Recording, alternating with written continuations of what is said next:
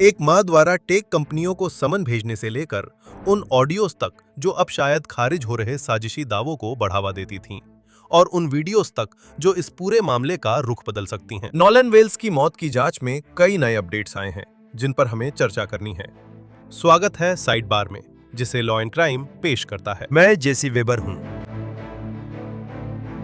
ठीक है, Nolan Wales case में नए घटनाक्रम सामने आए हैं जिनके बारे में हमें बात करनी है, क्योंकि परिवार बेतहाशा जवाब ढूंढ रहा है। जनता भी इसमें रुचि ले रही है। ये सब इस 18 साल के युवक के साथ क्या हुआ, इसकी सच्चाई जानने के बारे में है। यह समन, ऑडियो, वीडियो व आधिकारिक दस्तावेजों को लेकर नए घटनाक्रम सामने आए हैं। संभवतः शराब पीना भी शामिल है, और हम इन सब पर एक पूर्व जासूस के साथ चर्चा करेंगे। मैं चाहता था कि इस मामले में एक जांचकर्ता शामिल हो, ताकि पर्दे के पीछे क्या हो रहा है इसे समझा जा सके। हमें इसे पूरे संदर्भ में कैसे समझना चाहिए, ये एक महत्वपूर्ण बातचीत है। अब शुरू करने से पहले ही मैं सभी को बताना चाहता हूँ, आप जानते हैं हम इस मामले को लगातार फॉलो कर रहे हैं, है ना? तो अगर आप और अधिक विवरण चाहते हैं, अगर आप और दस्तावेज चाहते हैं, अगर आप अब तक हमारे पास जो भी जानकारी है वो सब कुछ चाहते हैं, आप हमारे law and crime plus app पर जा सकते हैं, क्योंकि हमारे पास एक केस फाइल सेक्शन है और हमारे पास नोलन वेल्स की कहानी से जुड़ी सारी जानकारी है। तो अगर आप खुद दस्तावेज देखना चाहते हैं, खुद जानकारी देखना चाहते हैं, तो वहां जरूर देखें। ये इस मामले के बारे में और अधिक जानने का एक शानदार तरीका है। ठीक है, यही असली बात है। नोलन के साथ क्या हुआ? क्या वो एक दुखद दुर्घटना थी या उसमें किसी की आपराधिक भूमिका थी? घटनाक्रम से पहले संदर्भ समझते हैं। तो 18 साल के नोलन वेल्स, जो ओशियन स्प्रिंग्स मिसिसिपी से थे, वो एक कॉलेज छात्र थे, फुटबॉल खिलाड़ी थे। 4 जुलाई को वो अपने दोस्तों के एक ग्रुप के साथ मिसिसिपी के तट से दूर हॉर्न आइलैंड, जो एक बैरियर आइलैंड है, वहां जश्न मनाने गए थे। किसी समय पर वो गायब हो गए। उसी रात उनकी गुमशुदगी की रिपोर्ट दर्ज कराई गई और फिर एक बड़ा सर्च ऑपरेशन शुरू किया गया। 2 दिन बाद 6 जुलाई को उसी दिन उनका शव द्वीप पर किनारे पर मिला। सवाल जाहिर है ये है कि उनके साथ क्या हुआ। ये अब भी एक सवाल बना हुआ है। कोई भी इसका जवाब सार्वजनिक रूप से नहीं दे पाया है। परिवार की स्वतंत्र पोस्टमार्टम रिपोर्ट में नोलन की मौत का कारण और तरीका अनिर्धारित बताया गया। पैथोलॉजिस्ट ने पाया कि उसके शरीर के कुछ हिस्से, हम गर्दन के हिस्सों की बात कर रहे हैं, जाहिर तौर पर पहली जांच के दौरान राज्य के मेडिकल एग्जामिनर द्वारा हटा दिए गए थे। तो इस दूसरी पोस्टमार्टम में इस दूसरे परीक्षक के लिए यह निर्धारित करना संभव नहीं था कि नोलन के साथ वास्तव में क्या हुआ था। वे न तो किसी आपराधिक संलिप्तता की आशंका को खारिज कर सके, न ही बता सके कि उसकी गर्दन पर चोट या आघात था या नहीं। इससे कई सवाल उठते हैं, जैसे क्या राज्य के मेडिकल एग्जामिनर उन हिस्सों की आगे और जांच कर रहे हैं, और क्या इससे नोलन के साथ क्या हुआ यह साफ हो पाएगा। क्या कोई आघात था? क्या डूबने की वजह से हुआ? क्या यह दुर्घटनावश था या नहीं? शायद उन परिस्थितियों में यह तय करना मुश्किल है। साथ ही सड़ने गलने की प्रक्रिया का सवाल भी है, और सिर के पीछे जो लाल रंग का निशान मिला है उसके बारे में भी बात है। मैंने इस बारे में मेडिकल एक्सपर्ट से बात की। कुछ का कहना है कि यह सड़ने गलने की वजह से हो सकता है। कुछ लोग मानते हैं कि यह मौत से पहले कुंद चोट के कारण हो सकता है, क्योंकि मौत के बाद शरीर में ऐसा रंग नहीं आता। परिवार ने जवाब की मांग की है और वकील बेन क्रेम्प व उनकी टीम को मामला सौंपा है ताकि वे स्वतंत्र जांच कर सकें।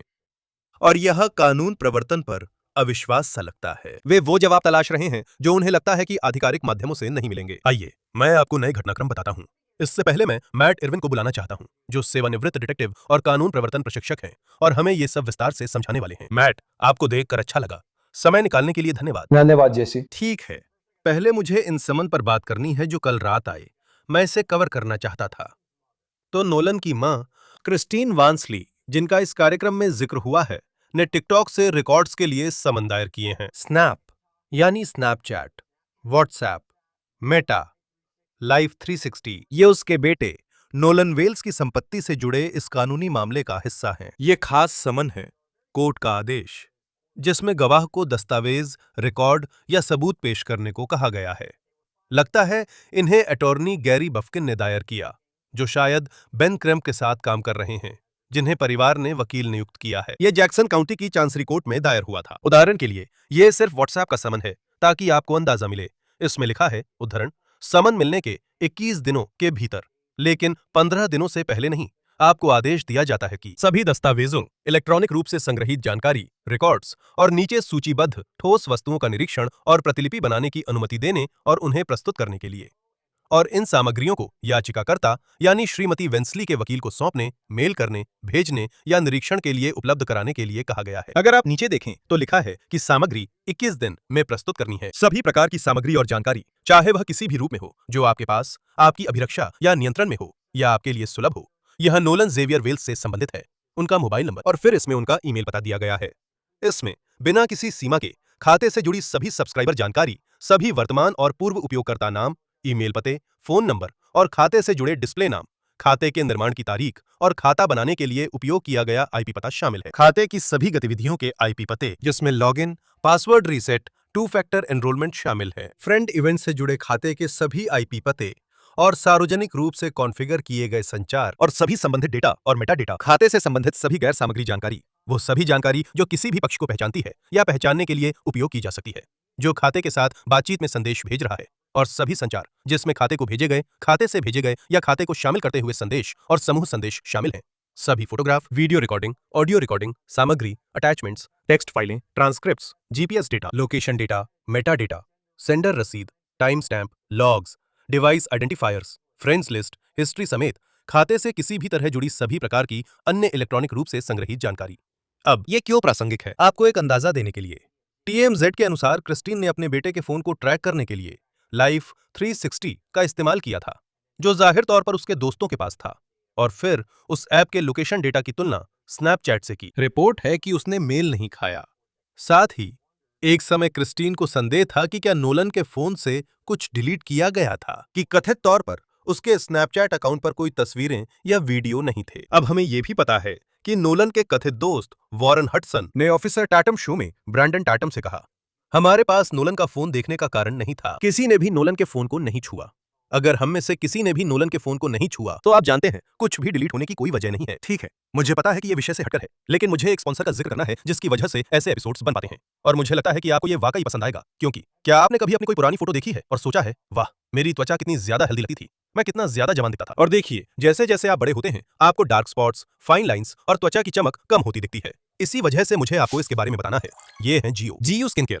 ये जो चीज मैं अभी पकड़े हुए हूँ, ये एंटी एजिंग मॉइस्चराइजिंग क्रीम है। तो सबसे पहले आप इसे खोलते हैं। इसकी खुशबू बहुत अच्छी है और मैं इसे अपनी त्वचा पर लगाता हूँ। ये बहुत स्मूथ है, आपकी त्वचा बहुत बेहतर महसूस होती है। ये कोरियन स्किन केयर ब्रांड आपकी त्वचा को हेल्दी, स्मूथ और जवाब बनाता है। इनके पॉपुलर रिजुविनेशन टोनर पैड्स पूरी कोरियन स्किन केयर रूटीन को एक स्वाइप में पूरा कर देते हैं। रिव्यूज में लोग बताते हैं कि इस्तेमाल के बाद उनकी त्वचा की काफी तारीफ होती है।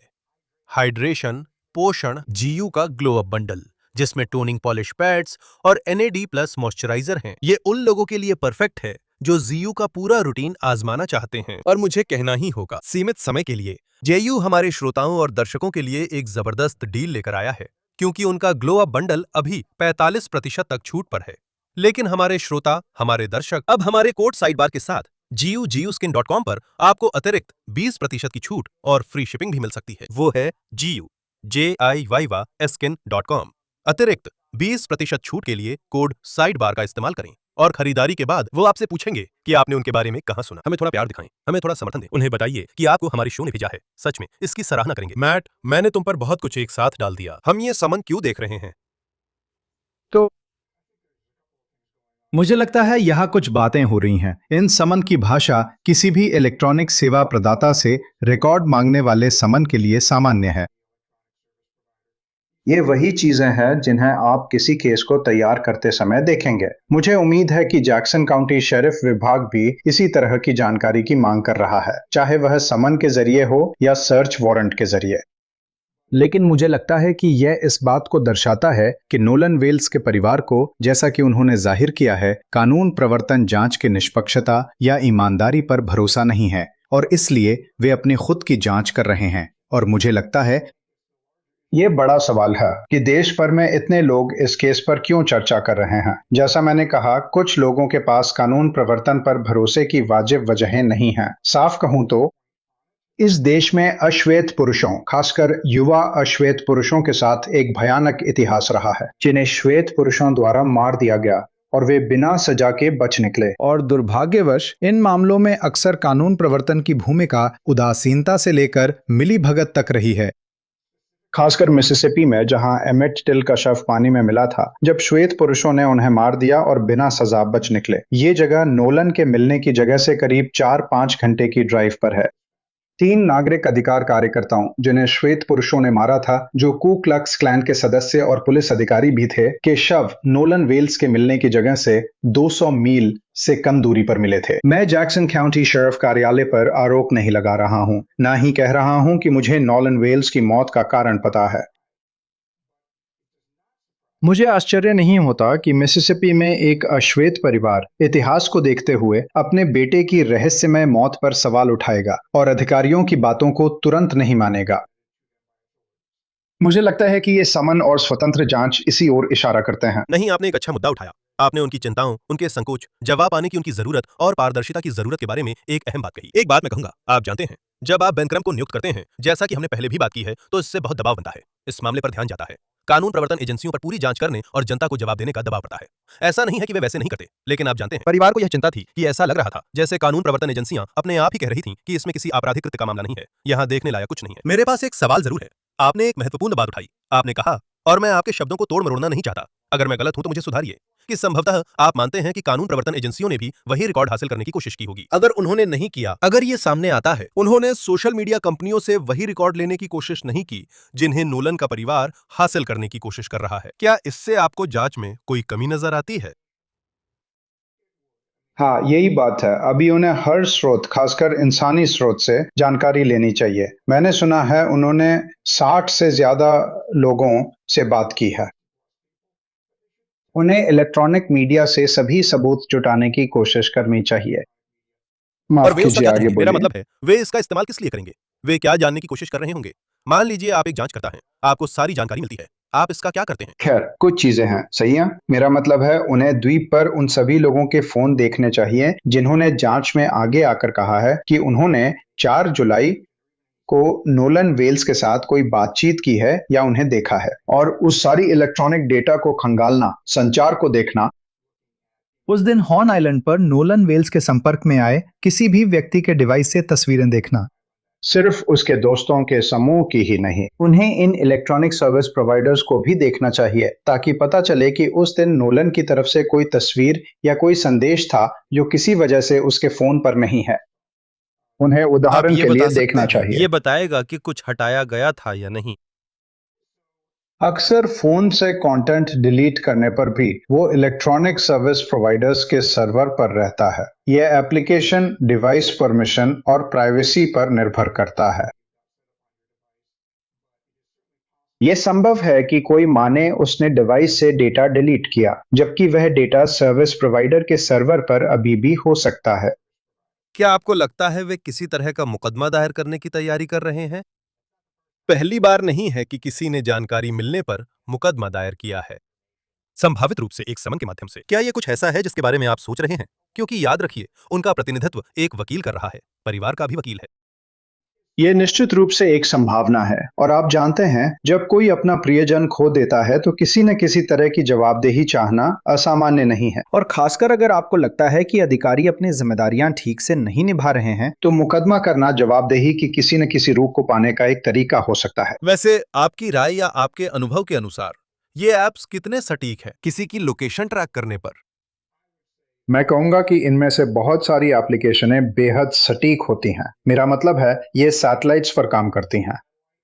और मेरा मतलब है, मुझे हाल ही में अपनी बेटी को एक ऐप की मदद से उसका फोन ढूंढने में मदद करनी पड़ी थी, और मैं सचमुच उसे ठीक उसी जगह से लगभग 1 दर्जन फीट के भीतर ढूंढ पाया जहां उसने उसे छोड़ा था।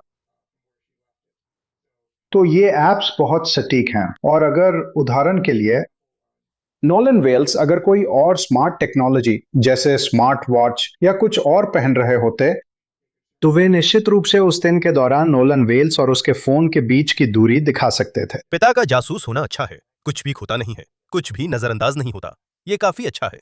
ठीक है, हमने उसे एक तरफ रख दिया।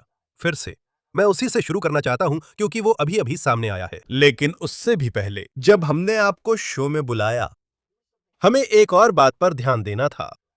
ये वीडियो, ये बड़ी बात है क्योंकि ये एक बड़ा सवाल है जिस पर हमने हमेशा चर्चा की है। क्या नोलन वेल्स हॉर्न आइलैंड पर एक युवती से बात करने के लिए रुके थे और नाव या मुख्य भूमि पर वापस नहीं गए? क्या वो अपने दोस्तों के साथ नाव पर वापस नहीं गए? है ना? ठीक है, ये है। तो ये जो आप देख रहे हैं, ये नया वीडियो है जो कथित तौर पर ऑफिसर टैटम द्वारा प्राप्त किया गया था, है ना? Brandon Tatum, officer Tatum show. और वैसे वो इस बात को चुनौती दे रहे हैं कि जो कुछ नोलन के साथ हुआ उसमें नस्ल ने अपने आप कोई भूमिका निभाई। लेकिन इस वीडियो में आप देख सकते हैं कि जो लोग नोलन के दोस्त लग रहे हैं वे नाव पर हैं और नोलन कहीं नजर नहीं आ रहे। अब हमें लगता है कि ये उस अहम समय का वीडियो है। याद दिला दूं, ये वही समय है जब नाव में जाहिर तौर पर समस्या आ रही थी, उसमें पानी भर रहा था। हम इस पर और भी विस्तार से बात करेंगे क्योंकि इसमें एक ऑडियो भी है जो मुझे लगता है कि यहाँ काफी महत्वपूर्ण है और उन्हें टो की जरूरत थी। फिर से हम इस पर बात करेंगे कि ये कैसे हुआ, लेकिन जब आप इस वीडियो को देखते हैं तो उपलब्ध सभी जानकारियों के मुताबिक इस वीडियो में नोलन वेल्स कहीं नजर नहीं आ रहे और जैसा कि TMZ रिपोर्ट करता है ये उनकी रिपोर्टिंग के अनुरूप होगा। सूत्रों के अनुसार अधिकारी मानते हैं कि नोलन हॉर्न आइलैंड पर रुके थे।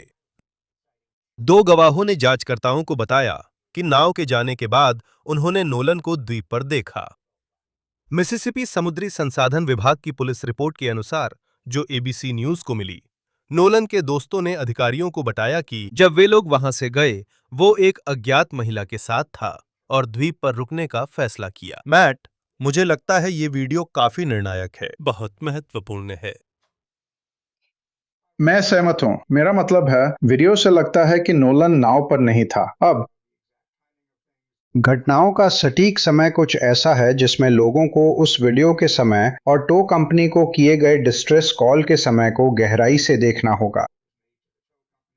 ये सभी चीजें जांच का महत्वपूर्ण हिस्सा होंगी, लेकिन कम से कम सतही तौर पर पहली नजर में ये वीडियो वाकई में इस दावे का समर्थन करता है कि नोलन अपने दोस्तों के साथ उस नाव पर नहीं चढ़ा था।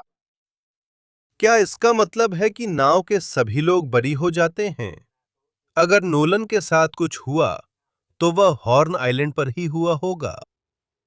ठीक है, आप 2 सवाल पूछ रहे हैं। यह निश्चित रूप से यह संकेत देगा कि अगर नोलन के साथ कुछ हुआ तो वह हॉर्न आइलैंड पर हुआ या कम से कम उस नाव पर नहीं हुआ। इसका यह मतलब नहीं है कि नाव पर मौजूद लोग दोष मुक्त मान लिए जाते हैं। नोलन के साथ जो भी हुआ वह उनकी संलिप्तता या जानकारी के साथ या बिना कहीं और किसी और समय हो सकता था, लेकिन यह निश्चित रूप से उनकी बातों का समर्थन करता है, कम से कम पहली नजर में सतही तौर पर देखा जाए तो।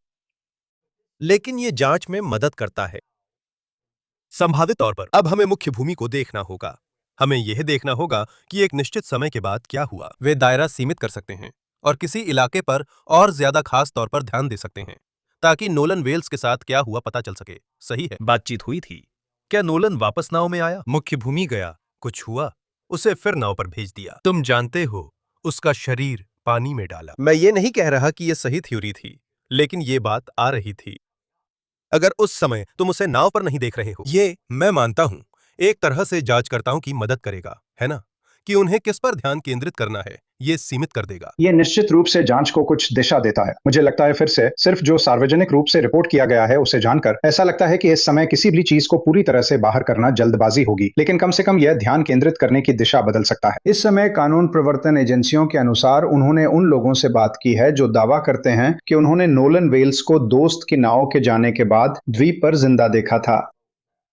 अब भी ये सवाल है कि वे लोग कौन हैं और उन्हें कैसे पता चला कि वो नोलन था। क्या इन लोगों ने सिर्फ एक लंबे काले आदमी को देखकर मान लिया कि वह नोलन था या वे सच में उसे जानते थे? कई सवालों के जवाब अब भी नहीं मिले हैं, लेकिन माना जा रहा है कि कुछ लोगों ने उसके दोस्तों के जाने के बाद उसे द्वीप पर जिंदा देखा। तो इससे जांच का फोकस इस बात पर शिफ्ट हो जाएगा कि दोपहर करीब 4:15 बजे के बाद इस युवक के साथ क्या हुआ। आखिरी बार उसे जिंदा किसने देखा था? यही शायद इस मामले का सबसे अहम गवाह होगा। हाँ, ये सच में दिलचस्प है ना? जैसे नोलन के साथ हुआ, किसी ने कुछ नहीं देखा, यहां तक कि अगर वो था भी, अगर वो गलती से डूब गया तो किसी ने उसे नहीं देखा, किसी ने उसकी मदद करने की कोशिश नहीं की। ये एक सही बात है, ये एक सही सवाल है और इससे मुझे सच में सोचने पर मजबूर होना पड़ता है। क्या आपको लगता है कि कानून प्रवर्तन एजेंसियों को और जानकारी हो सकती है ऑडियो पर बात करने से पहले? काफी ज्यादा जानकारी हो, जितना वे अभी बता रहे हैं उससे कहीं ज्यादा। क्या आपको लगता है कि उनके पास कुछ संभावित गवाह हैं जिन्होंने नोलन वेल्स के आखिरी ठिकाने के बारे में और जानकारी दी है और उन्होंने वो जानकारी अभी साझा नहीं की है? मुझे उम्मीद है कि ऐसा ही होगा। मैं निश्चित रूप से यही चाहूंगा कि ऐसा ही हो। फिर से कुछ रिपोर्टों में ऐसा लगता है कि वे दावा कर रहे हैं कि उन्होंने लगभग 60 लोगों से बात की है। साफ है, सभी बयान अब तक सार्वजनिक रिकॉर्ड में नहीं है। इसमें ग्रैंड जूरी के सामने मामला ले जाने का भी जिक्र है, मेरा अनुमान है। मिसिसिपी के इस हिस्से में ये प्रक्रिया का हिस्सा है और अगर आप किसी मामले को ग्रैंड जूरी के सामने ले जाने वाले हैं तो आप चाहेंगे कि ग्रानी उस सबूत को पहली बार ग्रैंड जूरी रूम में ही सुने और वह पहले से खुलासे के कारण प्रभावित ना हो। मैंने बस वीडियो चलाया, अब चलिए ऑडियो पर चलते हैं। देखिए, हम हॉर्न के वेस्ट टिप पर हैं और विल्स पंप ने काम करना बंद कर दिया है। हम डूब रहे हैं, क्या आप आ सकते हैं? हमारी मेंबरशिप है। जी हाँ सर। पानी कितनी ऊंचाई तक आया? पानी बढ़ रहा है, हम सोच रहे हैं पता नहीं जैसे नीचे जा रहे हैं। तो हाँ, हमने इसके बारे में पहले भी बात की है ना? यह ऑडियो जो मिसिसिपी समुद्री संसाधन विभाग द्वारा जारी किया गया था, यह हमें उस दिन क्या हुआ इसकी एक झलक देता है। यह हमें 4 जुलाई को पानी पर हुई इस अफरा तफरी की घटना की एक झलक देता है, क्योंकि ये उन पहले ऑडियो में से एक है जो हम उस दिन से सुन रहे हैं, जो उन घबराए हुए पलों को कैद करता है जब इस ग्रुप से जुड़ी नाव में पानी भरना शुरू हो गया था। ये एक खराब बिल्च पंप के कारण हुआ था जिसकी सूचना मिली थी। ये वही नाव है जिस पर शायद नोलन भी कभी था। लेकिन अगर आप इसकी तुलना उस वीडियो से करें जिसके बारे में हमने अभी बात की थी, ऐसा नहीं लगता कि वह उस समय उस पर था। वे टोइंग सहायता बुलाते हैं।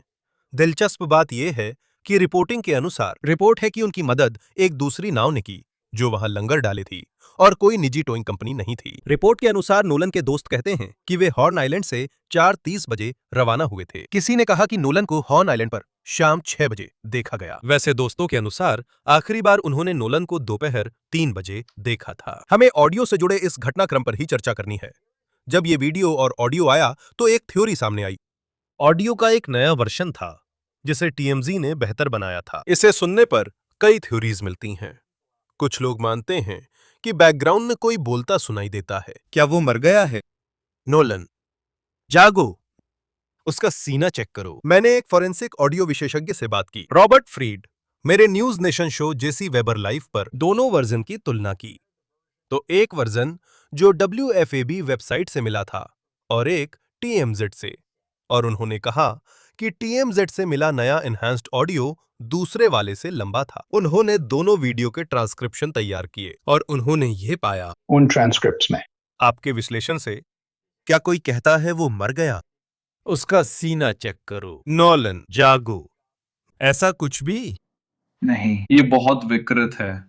चाहे आप इसे मूल से सुने या ऑडियो एनहांसमेंट से। हम जो कुछ सॉफ्टवेयर इस्तेमाल करते हैं उनके लिए भी ऐसे शब्द पकड़ना बहुत मुश्किल है।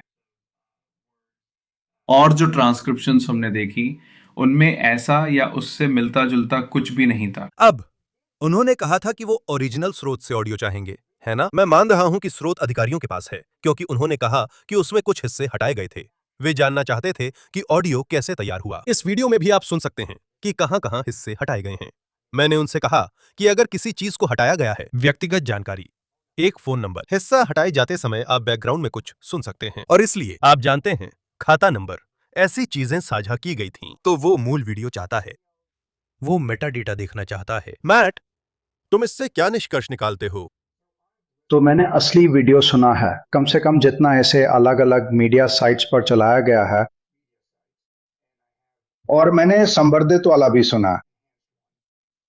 और सच कहूं तो मैं बैकग्राउंड में हलचल सुन सकता हूं और कुछ शब्द समझ सकता हूं, जिसमें कुछ गालियां और कुछ ऐसा जैसे हे भगवान। मैं ये नहीं कह सकता कि जो बातें कुछ लोग सुनने का दावा कर रहे हैं वे सच में कही जा रही हैं या नहीं। आवाज बहुत ही विकृत है। मैं सराहना करता हूं कि लोग सचमुच शोर के बीच से सच्चाई जानने और पता लगाने की कोशिश कर रहे हैं कि बैकग्राउंड में क्या हो रहा है। लेकिन मुझे लगता है कि ये बस हमारे पास पर्याप्त जानकारी नहीं है। कम से कम मुझे तो ऐसा नहीं लगता कि सार्वजनिक रूप से उपलब्ध रिकॉर्डिंग्स के आधार पर मैं जान सकता हूं कि बैकग्राउंड में क्या कहा जा रहा है। ये सही है। मेरा सवाल है, क्या आपको लगता है कि अगर कोई आपातकालीन मदद के लिए कॉल करे, वे 2 कारणों से कॉल करेंगे? अगर नोलन आपात स्थिति या मुसीबत में था, क्या वो जानकारी डिस्पैच पर नहीं बताई जाती जब तक कुछ लोग ना कहें? जहाज के लोग ही जिम्मेदार थे। अगर ऐसा है, जब बैकग्राउंड में सब चल रहा है तो कॉल क्यों करेंगे? मेरी बात समझ रहे हैं? बिल्कुल, मैं समझ रहा हूं। जब लोग अपराध स्थल सजा रहे होते हैं तो ये असामान्य नहीं है।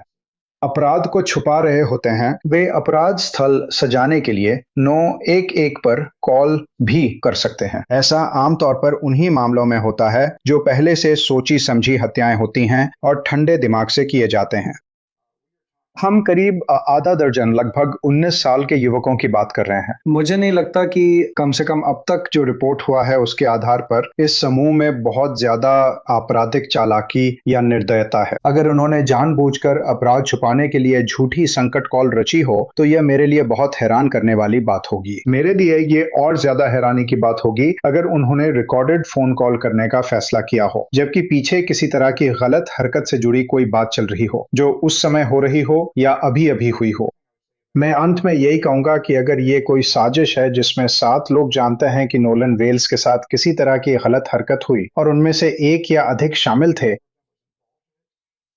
मुझे ये बहुत कम संभावना लगता है कि वे लोग लगभग 1 महीने से उस चुप्पी की साजिश बनाए रख सकते हैं। मेरा मतलब है, यहां तक कि शातिर, कट्टर संगठित आपराधिक समूहों में जितने अधिक लोग साजिश में शामिल होते हैं, उतनी ही संभावना बढ़ जाती है कि कोई न कोई बोल पड़ेगा और ये लोग उस तरह के संगठित शातिर आपराधिक समूह नहीं लगते। मुझे बहुत हैरानी होगी अगर नोलन के साथ किसी गलत हरकत को छुपाने के लिए चुप्पी की साजिश इतनी लंबी चली हो, और अगर ऐसा हुआ भी तो ये ज्यादा देर तक नहीं चल सकती। मुझे एक और घटनाक्रम पर ध्यान दिलाना है। तो एबीसी जैसी एजेंसियों ने ये रिपोर्ट किया है कि 5 जुलाई को भेजे गए एक दस्तावेज के अनुसार, जिसमें Mississippi department of marine resources की प्रारंभिक जानकारी थी, उस दिन गवाहों ने अधिकारियों को बताया कि नोलन दोस्तों संग हॉर्न आइलैंड पर खूब शराब पी रहा था। अब ये उनका बयान है, हमें नहीं पता कि ये सच है या नहीं, लेकिन ये एक ऐसी रिपोर्ट का हिस्सा था जो नोलन वेल्स की तलाश के समय के काफी करीब सामने आई थी। इसका क्या अर्थ है? जांच से इसका क्या संबंध है? देखिए, मुझे लगता है कि हमें इस तरह के बयानों के साथ सावधान रहना चाहिए। निश्चित रूप से नशे में होना इस बात का खतरा बढ़ा देता है कि किसी को नुकसान हो सकता है। अगर आप बहुत ज्यादा नशे में हैं तो अपने आप का ध्यान रखना मुश्किल हो जाता है। मैं जानना चाहता हूं ये गवाह कौन है और वे ऐसे नतीजे पर क्यों पहुंचे। क्या उन्होंने उसे ऐसे बर्ताव करते देखा जिससे नशे का शक हो? क्या वे उसे सामने ही ज्यादा शराब पीते देख रहे हैं? क्या हमें पक्का पता है कि वे जिस व्यक्ति को नशे में बता रहे हैं वह नोलन वेल्स हैं? कई सवाल अब भी अनुत्तरित हैं और हमें ऐसी किसी भी बात से बचना चाहिए जो पीड़ित को दोषी ठहराए। सच यह है, मैं उम्मीद करूंगा कि 4 जुलाई के वीकेंड पर हॉर्न आइलैंड पर वहां बहुत सारे युवा लोग बहुत ज्यादा शराब पी रहे थे और उन सभी युवाओं में से बाकी सभी लोग सुरक्षित घर पहुंच गए। हाँ, हम टॉक्सिकोलॉजी रिपोर्ट्स के नतीजों का इंतजार कर रहे हैं। सही है। जैसा कि हमने बताया, यह स्वतंत्र पोस्टमार्टम उस शरीर की हालत से सीमित था जो इस परीक्षक को सौंपा गया था। हमने पहले बताया था कि राज्य के मेडिकल एग्जामिनर ने गले या गर्दन के हिस्से जांच के लिए अपने पास रखे हैं, शायद चोट या डूबने की वजह से। पर टॉक्सिकोलॉजी सबसे जरूरी होगी, है ना? सोच रहा हूं वो हमें क्या बताएगी। टॉक्सिकोलॉजी से पता चलेगा कि नोलन वेल्स के शरीर में कौन कौन से पदार्थ थे।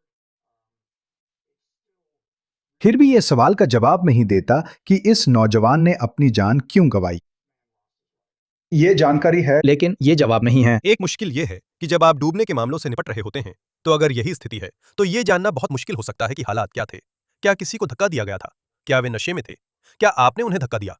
क्या आपने किसी को नीचे दबाया? शायद वहां कोई शारीरिक सबूत पीछे छूट गया हो। सड़न भी इसे और जटिल बना देती है। तो ये एक मुश्किल मामला है। देखिए, हम देखेंगे कि यह मामला कहां तक जाता है। मैं बस चाहता हूं कि परिवार को जवाब मिले। सच में चाहता हूं। मैं चाहता हूं कि उन्हें किसी न किसी तरह से सुकून मिले। देखें कि यह मामला कैसे आगे बढ़ता है। मैं इस पर नजर बनाए रखूंगा। मैट इरविन, समय निकालने के लिए आपका बहुत धन्यवाद। मैं इसकी सच में सराहना करता हूं। धन्यवाद जयसिंह। और फिलहाल हमारे पास साइड बार पर आपके लिए बस इतना ही है। सभी को धन्यवाद। हमारे साथ जुड़ने के लिए आपका बहुत धन्यवाद। और हमेशा की तरह कृपया YouTube पर सब्सक्राइब करें, एप्पल पॉडकास्ट्स, स्पॉटिफाई या जहां भी आप पॉडकास्ट सुनते हो। हमें NBC पीकॉक पर भी देखें। मुझे X और Instagram पर फॉलो करें। मेरा news nation show JC weber live सोमवार शुक्रवार रात 11 बजे ईस्टर्न टाइम। अगली बार मिलते हैं। सभी को नमस्कार।